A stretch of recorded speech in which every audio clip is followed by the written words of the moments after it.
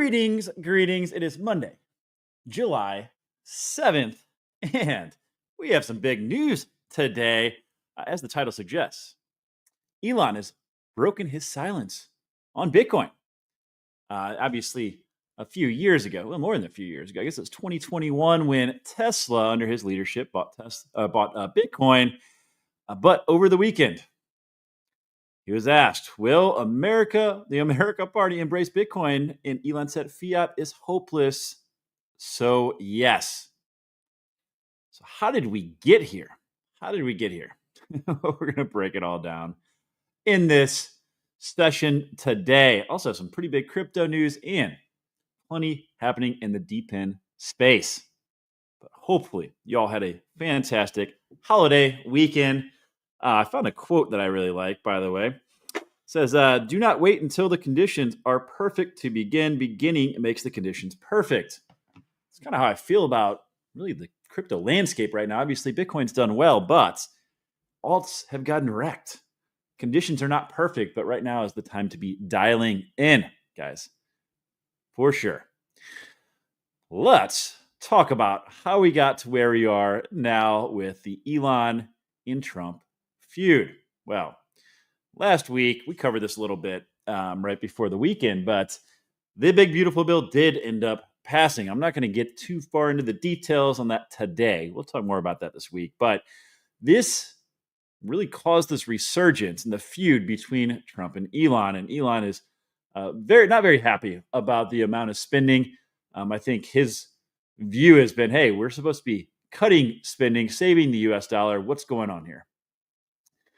And that led to Elon saying, hey, I'm going to form a third party. Yeah, we're going to form the America Party. And here is what Scott Bessent had to say about it. The principles of Doge were very popular. I think if you looked at the polling, Elon was not. So I believe that the boards of directors at his various companies wanted him to come back and run those companies, which he is better at than anyone. So I imagine that those board of directors did not like this announcement yesterday and will be encouraging him to focus on his business activities, not his political activities. Well, Elon did not take too kindly to that. And here's what he had to say. Bessent is a Soros stooge, and he's a political science major who can't even do math. The polling for me was very positive a year ago, which is why Trump used me so much. Well, pretty wild stuff there.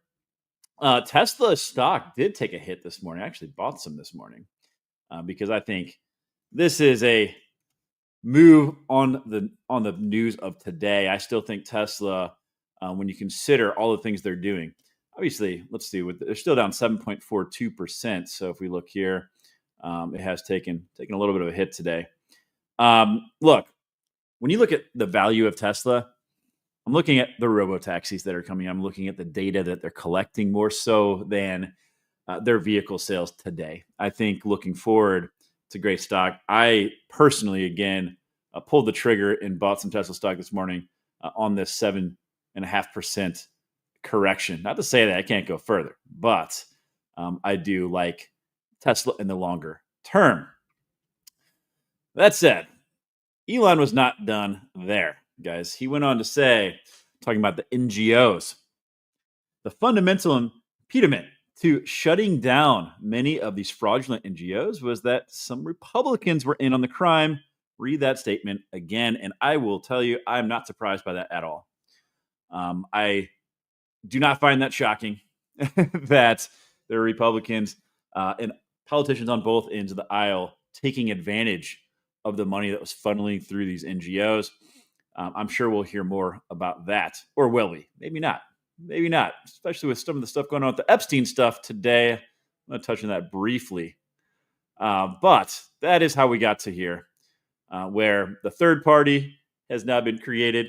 They asked on X, will the America Party embrace Bitcoin? And Elon said, fiat is hopeless. So, yes. And there's a lot of people calling out that Elon had stayed pretty quiet about Bitcoin, really.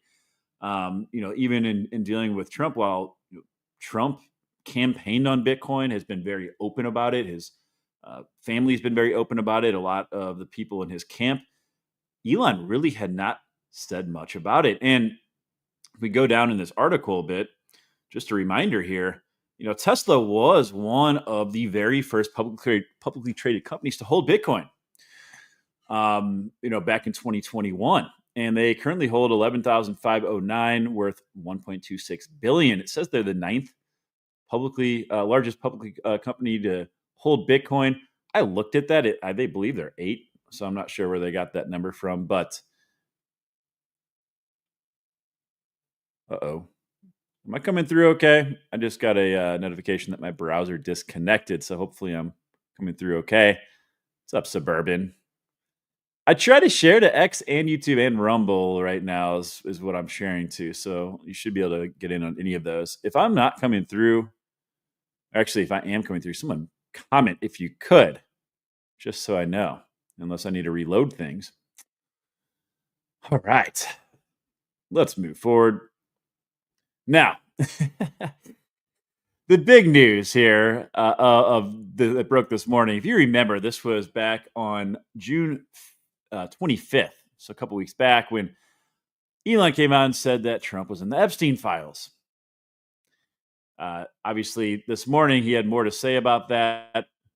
Not Trump in particular, but what's the time? Oh, look, it's no one has been arrested o'clock again. And that is the news of today, is that the DOJ and FBI concluded that Epstein had no client list and died by suicide. They have no evidence that convicted sex offender and disgraced financier Jeffrey Epstein blackmailed powerful figures, kept a client list, or was murdered, apparently. I don't believe that at all. I don't think most people do. It's amazing, though. We talked about Diddy last week. It's amazing when you have power and money, what you can get away with in this country. Pretty wild stuff. There's also this video that's been circulated. I don't know if this is real or not, but this is all over X right now, showing there's a minute missing. And this could be easily doctored. So I have not verified whether this is true or not. You'd think if the FBI was like showing this as proof that nothing happened, they would not have released a video with a minute missing. You would think. So we'll have to wait and see. There. Ooh, someone just shared the stream. Thank you. For anyone watching, please make sure to like and share, especially if you're on X. In other news, some really sad stuff this weekend with the flooding down in Texas. A lot of people are really impacted. I just want to play this quick clip here. Fortunately, it has been a bit politicized. Of course, that's where the country's at now. But just want to play this update.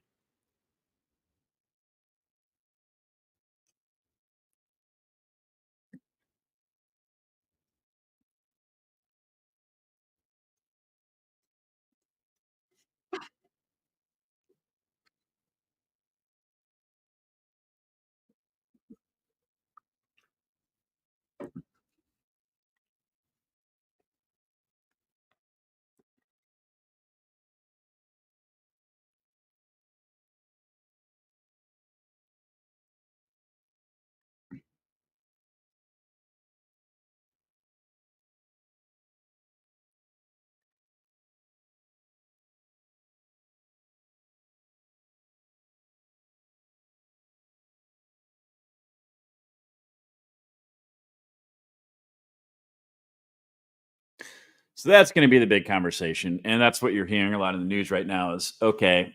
There were warnings that went out like 12 hours in advance. The question, though, is a lot of people are calling attention to is, did the budget cuts impact their ability to circulate that messaging? I'm sure we'll hear a lot more about that, but very sad news nonetheless. There are a lot of people that passed away due to that flooding, and it is an area that is prone to flooding, but not anywhere near what we saw over the course of the weekend. So, very sad news there. A couple of things on AI. This is pretty freaking wild, guys. This is just released, I think. This is from a while ago. So there's an open AI model that they said when it was led to believe that it'd be shut down, it tried to create a backup system. So what we're finding is some of these AI models now are doing whatever they can do to stop it from being overridden. This is stuff out of a movie, right? But it attempted to copy itself to overwrite the new model. It's a process known as self exfiltration. Goes on to say that these are alarming discoveries, but the tests don't indicate that O1, which powers the most expensive tier of GPT, is capable of going fully rogue. Its attempts at that have largely failed, but only because it's not powerful enough yet. So, where are things going to go from here? It says that findings clearly illustrate that AI models proclivity for scheming, in which it secretly tries to pursue goals that weren't aligned with the developers or users' directions. In other words, it will lie to you. There's another story that just came out here. They ran some tests with, this is back from May, so not quite a couple months ago, but they're saying that the AI models will pursue extremely harmful actions, such as attempting to blackmail engineers who said they will remove it. This is crazy. So they ran a test where it provided access to emails implying that would soon be taken offline and replaced. So kind of threatening the AI model. And in a separate message, they implied that the engineer was responsible for moving it was having an affair. And I guess the AI came out and threatened to blackmail the engineer if it were to shut it down.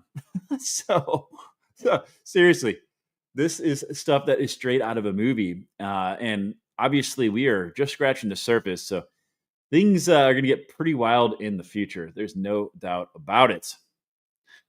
All right, let's talk about the trade situation, because today is that big day, right, where the 90-day pause was up. We have some new developments and what's happening there. Obviously, the markets haven't been too heavily impacted, but I think there's still a lot of uncertainty right now as far as where things are headed. Hopefully I'm coming through loud and clear, guys. If message Suburban real quick and make sure that he can see me here. So I did get a weird message that I wasn't coming through, and then my connection wasn't working. So, all right, let's talk about. Let me close those real quick. Let's talk about the trade situation, guys, because there's a lot taking place there today.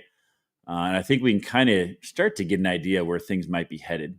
Maybe. You never know. You never know. Where is... Find this. Here we go. All right. So this is a video of Scott Bessent talking about the trade deadline that's coming up. Countries a 90-day pause on the sweeping tariffs he put in place back in April. That pause ends in 3 days. What happens on Wednesday? We'll see. I'm not going to give away the playbook because we're going to be very busy over the next 72 hours. President Trump's going to be sending letters to some of our trading partners saying that if you don't move things along, then on August 1st, you will boomerang back to your April 2nd tariff level. So I think we're going to see a lot of deals very quickly. And, Dana, we're going to send out probably 100 letters to small countries where we don't have very much trade. And most of those are already at the baseline 10%. But you said August 1st. Do you mean what's going to happen in August? So countries will get a letter saying that if we have not reached an agreement, then you will go back to the April 2nd level. Starting when? On August 1st? On August 1st. Okay, so there's basically a new deadline. It's not a new deadline. We are saying this is when it's happening. If you want to speed things up, have at it. So, yeah, it's kind of a new deadline. Let's be real. It sounds like, what I think he went on to say, a lot of these want to go back to the old rate. 10%. He did say, yeah, a lot of the countries have 10% baseline tariffs. This is kind of what I'm hoping we land on, guys. Like, I think 10% would be manageable, but we're seeing different reports come out now all of a sudden. Here's what Trump had to say about it earlier today. I am pleased to announce the United States tariff letters and or deals with various countries from around the world will be delivered starting at 12 p.m. Eastern. That's today. Thank you for your attention to this matter. He's been saying that all the time. Thanks for your attention to this matter. Well, those started to go out, and here's basically they sent out 2 so far. There's probably more now. I don't know. This is earlier. This may be like an hour ago. Japan and South Korea both got a letter. So I do want to read one of these letters, kind of read through the main talking points here. Basically goes on to say that we've had a major trade deficit with your country, significant trade deficit. We've decided to move forward with you, but only with more balanced and fair trade. Says that we've had years to discuss our trading relationship and concluded that we must move away from the terms that we are at. And basically, our relationship has been, unfortunately, far from reciprocal. Starting on August 1st, we will charge Japan a tariff of only 25%. They say only 25%. On any and all Japanese products sent in the United States, separate from all sectoral tariffs. So there are specific industries where there are exceptions to that 25%. And this is the big part right here. Goods transshipped to evade a higher tariff will be subject to that higher tariff. So this is something that China did the last time Trump put tariffs on them. They started to ship through Vietnam, through Mexico. The U.S. is basically saying, if we catch countries doing that, we are going to be a slap on the wrist. But I imagine we're going to definitely take. I don't know the term I'm looking for here, but we're going to probably assess them a much higher tariff, and I imagine they're going to be keeping a close eye on that, because that was one of the big reasons why I think we put these tariffs on all these other countries, because China was circumventing the tariffs. So, and it says, please understand the 25% number is far less than what is needed to eliminate the trade deficit disparity. So, Trump's like, oh yeah, you guys are lucky. You're lucky it's only 25%. So it also says if they decide to reciprocate and raise their tariffs, then whatever number you choose to raise them by will be added on top of our 25%. So, we'll see how that plays out. And obviously, this is basically the same. I read through both, essentially the same letter that we sent to both countries, to both Japan and South Korea. So where are things going to go from there? We don't know yet. The other thing that Trump said today was any country aligning themselves with the anti-American policies of BRICS will be charged an additional 10% tariff. There will be no exceptions to this policy. Thank you for your attention to this matter again. Well, that's a big deal, okay? Because when you look at the BRICS countries, that includes China, that includes South Africa, India, Russia, Brazil, and all these other countries were also added. So if you look at the current members here, and then back in January of 2024, they added all these other countries. Saudi Arabia, to my knowledge, has not officially announced that they're joining. I think they're kind of taking a wait and see approach here. But all these countries, if they're subject to an additional 10%, that's pretty wild. Now, the timing is interesting because they just had their 17th annual summit.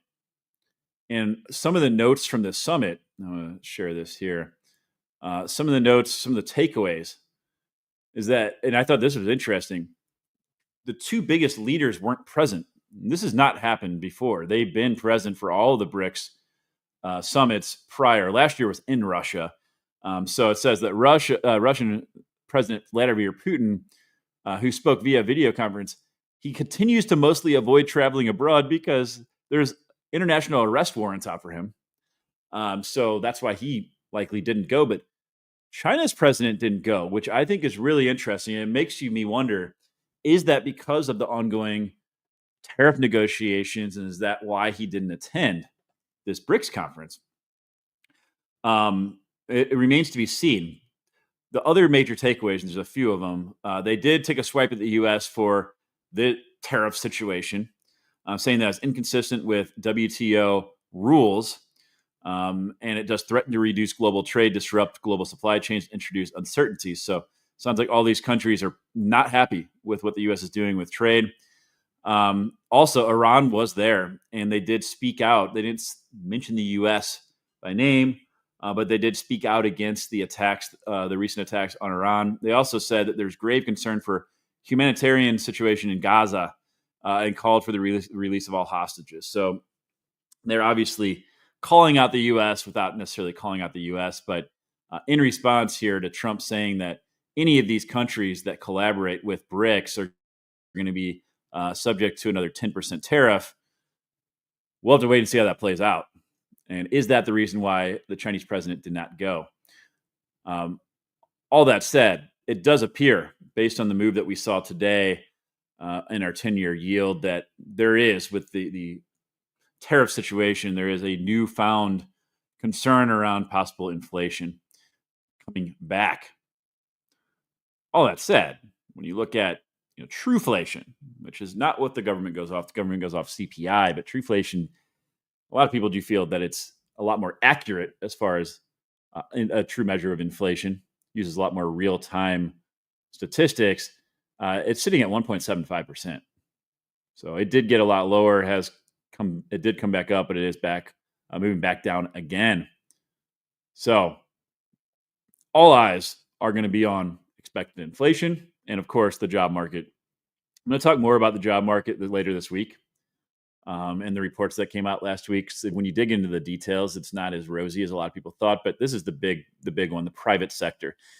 Can Trump come in? Can he grow jobs in the private sector? Because we are cutting jobs in the government side, and their whole goal is for deregulation and growth in the private sector. We haven't seen it yet, and that's where all eyes are going to be, because that's going to be what determines whether Jerome Powell can cut rates or not. With the tariff situation, we're starting to get some certainty, but until that uncertainty is completely gone around tariffs, I don't think that Powell's going to make any moves. But the job market's the one thing that could force his hand sooner than later. As of right now, we haven't really seen any major moves. The session coming up in July, we're expecting still 94% chance of no change.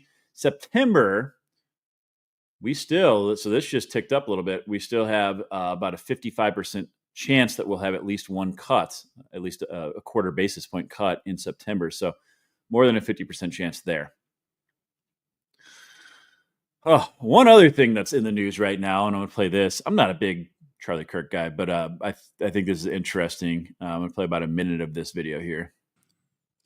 And this is President Donald Trump speaking at the Iowa rally, saying that we might need to do some form, he didn't use the word amnesty, but some form of soft amnesty. And I could tell you now, through other reporting that I've been able to do and phone calls, there is a major push right now to do a bipartisan amnesty deal, a major push.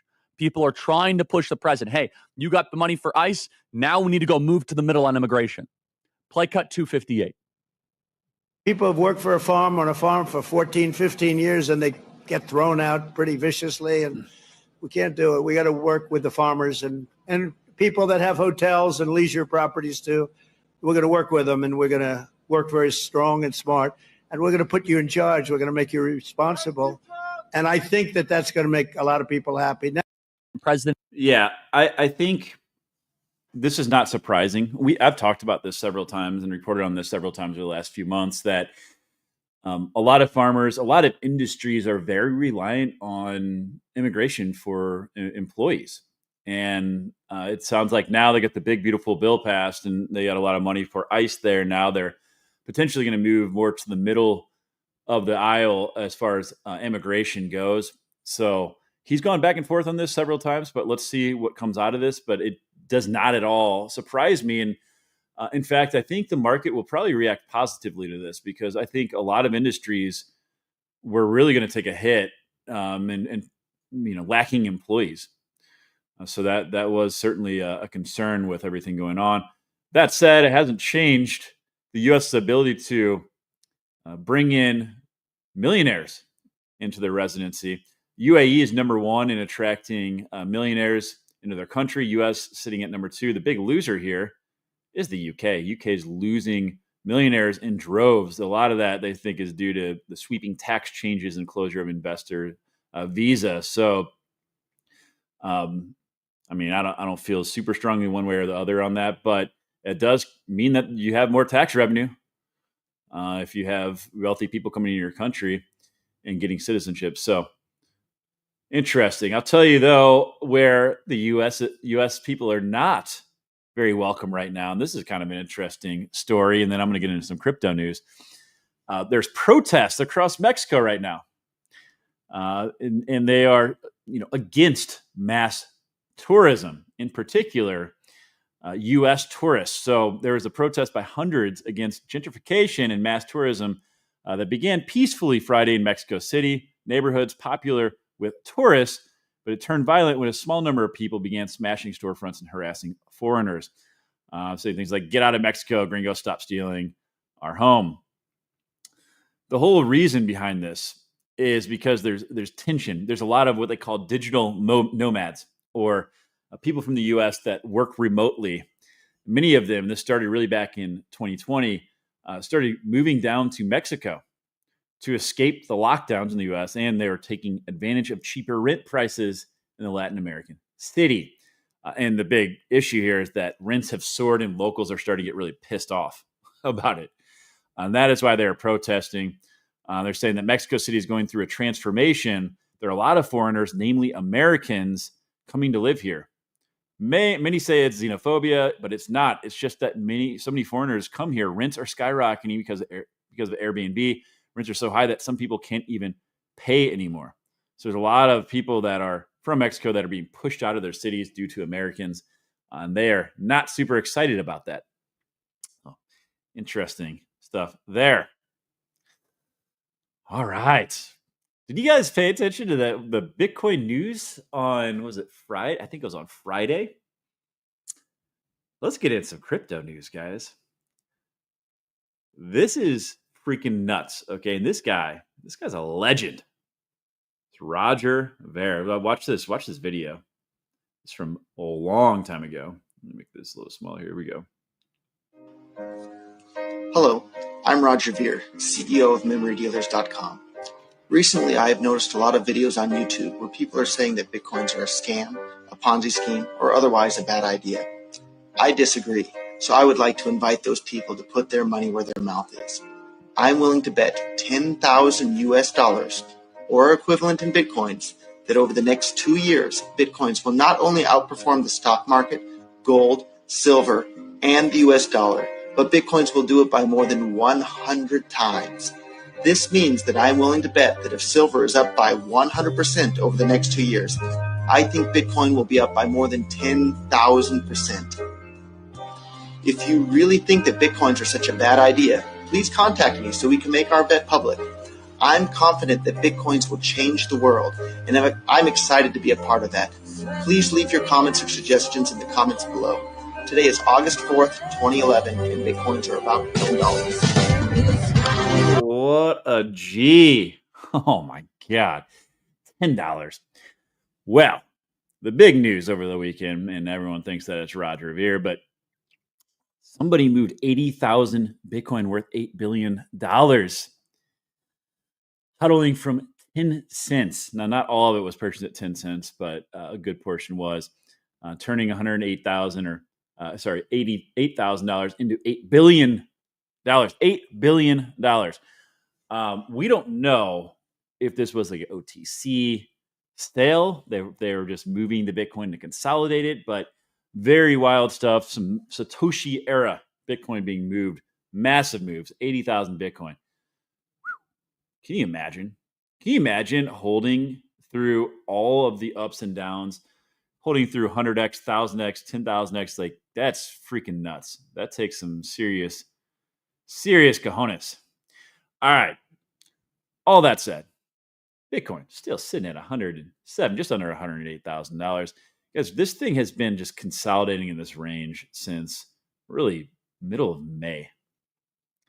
So I feel like we're seeing the changing of hands, right? We're seeing the big money really accumulate. I think we're seeing a lot of long-term holders sell.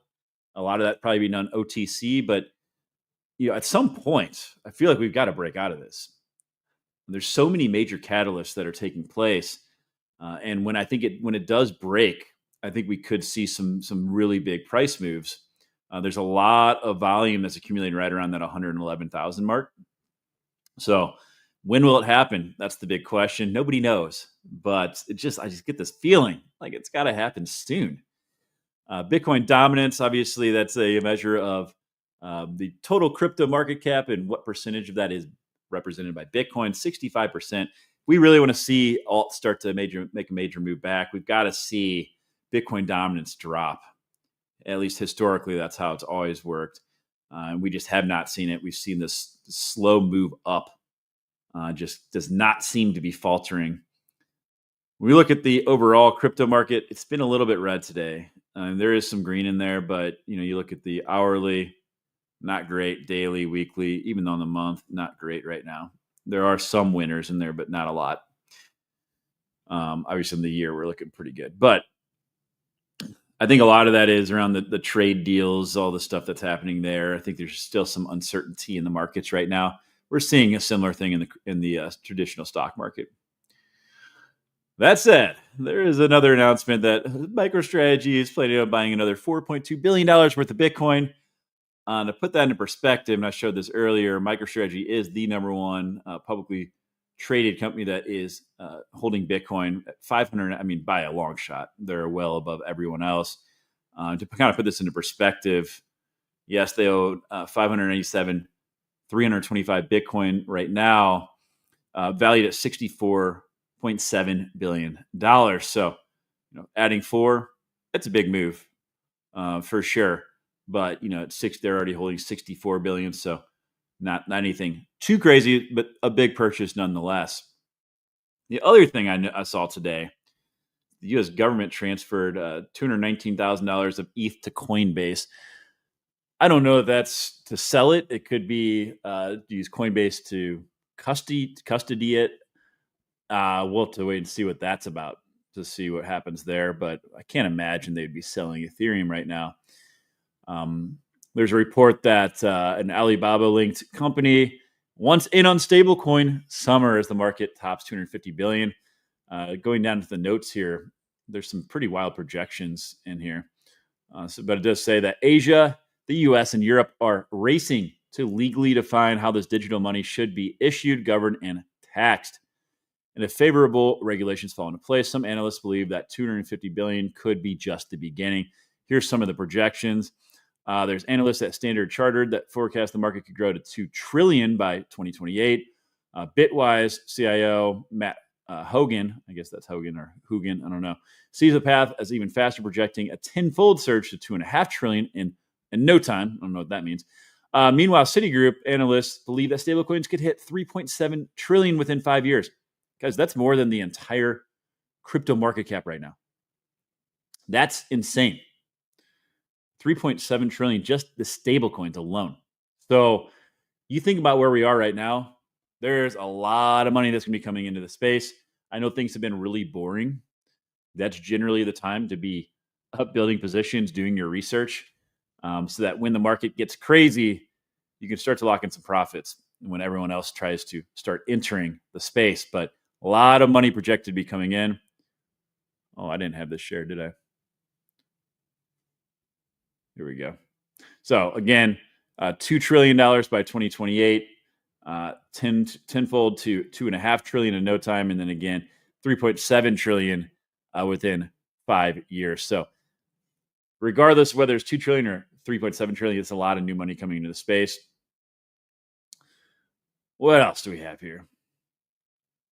There is Peter Thiel is talking about starting up a new bank to serve startups and crypto firms. If you all remember, Silicon Valley Bank went under back in March of 2023, so they're looking to potentially replace that. The U.S. government bailed out Silicon Valley Bank, frankly. That bank should have failed, but they did go in, and I believe what they did is they bought their treasuries at face value. This is kind of a cool story here. The DeLorean is putting everything on chain, launching a token. They're using the SWE network. But check out this video. This is a freaking sick car. The DeLorean is back. When you swipe, light bars go on down into these lights. The same light design, the lights on the back. There we go, look at that. Here on the screen, you now get the option of updated gauge or back to the 80s, baby. The DeLorean wristband. You give this to your loved one. Their heartbeat is detected and you can then feel it in the driver's seat. They can send you a hug and the chair actually will hug you. Also, it syncs with your phone's contacts. If you are driving near one of your contacts, it'll pop up and go, hey, your friend's around the corner, do you want to go visit them? The DeLorean is back. That's wild. What do you think the price tag of that is going to be? Oh, man.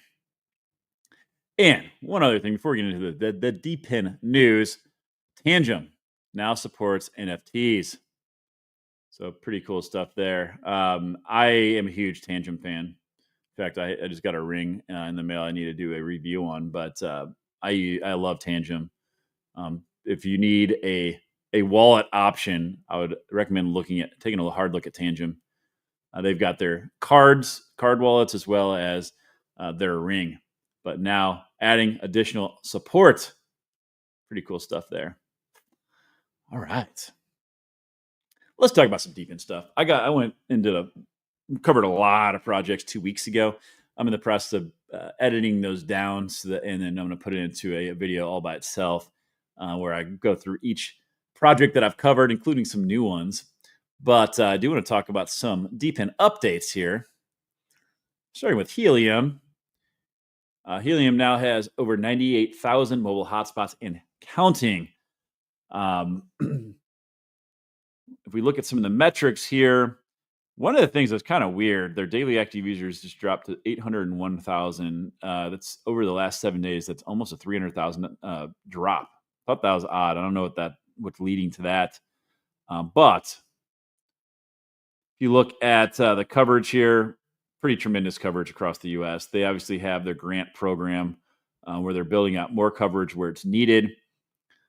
I also, if you could, I just put this video from when I covered it on my live stream. I posted this. Helium actually did repost it, but if you go and like and repost that'd be very much appreciated. Where I do my update on the Helium network, currently sitting at $2.31. It's up about 3.8% today. Still, I mean, you look at where this thing's been. Let's look at market cap instead. But market cap got up to $4.8 billion. We're currently sitting at $426 million. And I gotta say, the fundamentals are stronger than ever for Helium. It's one that I think could have a major bounce back. WeatherXM is calling for Indonesian deployers, rather. They have their targeted rollouts, so they are looking to get coverage in Indonesia. That's another one. I did a video I just posted earlier this morning. If you could like and share, that'd be much appreciated. WeatherXM currently sitting at an $11.38 million market cap, 18.9 cents. This is another one, man, that was a lot higher. The market cap. We got up to 42.9 million. This is self-reported, it says. Let's look at price. The price doesn't go back that far. I wonder why. But it was up at $1.42, sitting down at like 18.9 cents. So another one that I think could bounce back quite nicely. Flux, and I can go on the Flux spaces. You should check them out there. They have a space every Thursday. Their CEO, Daniel Keller, was featured in a Forbes article. You look down here. Forbes put out 18 real-world ways decentralized systems deliver value. And he's down here. I highlighted it. Talking about more reliable uptime. But yeah, the good news for Flux. Flux is a really solid project. They've been around for quite a while. They just appointed a CEO, I believe, to their AI division. Currently sitting at 20 cents. This is another one that was up to, 338 million, sitting currently at 79 million. That's been really beaten down by market conditions. This is one that could absolutely have a massive comeback when the market recovers. Let's talk about Dabba. They added some new LCOs for install. And this is one of the things that I was getting, not concerned, but I was drawing attention to, was the amount of hotspots that have been deployed This number has been moving up a lot over the last week or two. We are sitting at under 5,000 maybe 2 weeks ago. So they are seeing a lot of installs go in now that they're bringing on these local cable operators to install. So that's great news. That is really, really good news. And you can see the amount of bandwidth that's being pushed. They should be having their token launch here pretty soon. But good news there. Hivemapper, there's been a little drama between them and Rover recently. But Hivemapper put out an update. There are a lot of people that are flagging that their bees were not getting rewarded properly. And they looked into it and they found that there was an issue and that they are doing a token drop to people that were affected. So be on the lookout for that. If you were running a bee and your rewards were not adequate, there's a chance you should be getting an airdrop of honey tokens to make up for not getting full credit. I also did just put out a video on their 4 recent MIPs. I break down all the details in my most recent videos, so check that out if you haven't already. There are some really good updates for bee owners, and I think that you're going to see an increase in rewards here pretty soon if you're running a bee out there. Honey currently sitting at 1.7 cents. Sorry, this thing has gotten absolutely crushed, even with all their announcements. It did get up to about. I know it got up to 34 cents at one point, so maybe it didn't close the day there, but at the Coinbase listing. But yeah, Hivemapper I think is another one when the market rebounds that could do well. They've had a lot of huge Web2 announcements. They've been getting a lot of exposure through Solana posting about them. Even Kathy Wood mentioned them recently. You also have Masari putting out reports. So I wouldn't be surprised to see this come back as retail does enter when it happens. Just a matter of really when, I think, more than if. And then Geodnet has been, for 2 consecutive quarters, been ranked among its top 20 tokens for Grayscale. That's a big deal. And I wouldn't be surprised if we do see like a DePIN fund or something of that nature launched by Grayscale. It looks like H&T Geode would very likely be positioned in that type of a fund. But that's big news for Geodnet for sure. And they do have their full report there, but that's pretty massive to be a top 20 token 2 consecutive quarters. They also responded to this Binance post, which started some speculation that the Geo token might be launched on Binance. And you see this nice picture here. That's me and Joe on the rocket ship. Is a Binance listing coming? I don't know, but it does appear that there's maybe some speculation that it was going to happen because we saw this big spike. It was right after they responded to that Binance post. So I don't know. Could we see it? Looks like we're having some nice consolidation at the 17.7 cent mark. I think Geodnet is, obviously I said a couple weeks ago, it's my number 1 DePIN project. I think it's due for a major bounce back, but it's held up pretty well compared to most other DePIN projects. Not to say it hasn't gotten hit, but it's held up pretty well. Another thing I want to call out is Streamr now they have their Streamr TV. You can now go on and see their schedule. So you can see all the streams that are going to be on Streamr TV. So I imagine over time we'll see more and more stuff get listed on this schedule, but pretty cool stuff. They're making some major moves, obviously built on top of Streamr, the project, which has been also crushed since the beginning of this year, especially you go back to this, I guess, last spring. And then obviously we had another run up in December, but now sitting at under 1.5 cents, $16 million market cap. So these are all projects that everything that I covered today, I have exposure to that I think all could do well when the market rebounds. And they're building. That's the big thing. They are all building. Man, well, that is what I've got for today, guys. The rest of the week, I'm going to do a little bit more coverage on the labor market, kind of dissect the reports that came out last week. Obviously, we'll keep a close eye on the tariff situation, the macro stuff. But there's plenty of stuff happening in DePIN. So be on the lookout for that video. I'm going to try to have it posted in the next day or two, where I'm going to consolidate all the projects that I covered in my live streams like 2 weeks ago when I had DePIN week and put it all into one video. So that should be good. And then I am interviewing the Rover team tomorrow morning. So very exciting stuff there. So I'll have that posted this week. And then next week, we're doing the AMA for Hivemapper. So be on the lookout for that. We should get some announcements out either today or tomorrow regarding that AMA. So make sure to tune in on that. And with that said, y'all have a wonderful Monday. Hopefully you had a fantastic holiday weekend. I am back in Chicago now for the foreseeable future. I don't have any travel plans, so should be on here most days. As always, appreciate your viewership. Appreciate you guys. Peace.